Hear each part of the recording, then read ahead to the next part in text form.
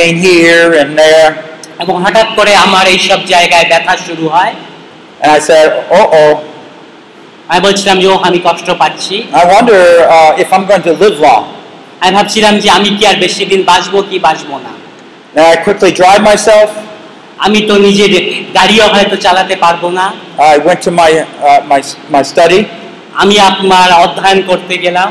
And I went right on my knees.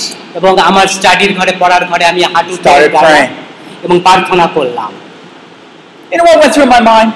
জানেন সেই মুহূর্তে আমার মনে কি এসেছিল? It wasn't the church. এটা তো মণ্ডলী নয়।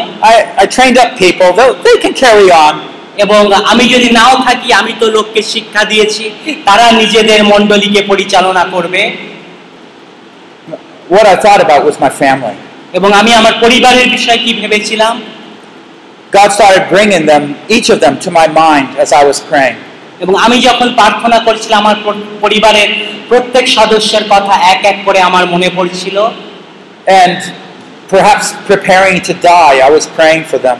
এবং আমি হয়তো মারা যাব এইরূপ মানসিকতা নিয়ে আমি সেই মুহূর্তে প্রার্থনা করছিলাম। And I realized আমি অনুভব করলাম I wasn't praying enough for my children.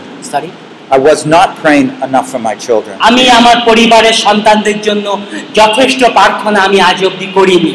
Days would go by, I wouldn't pray for my children.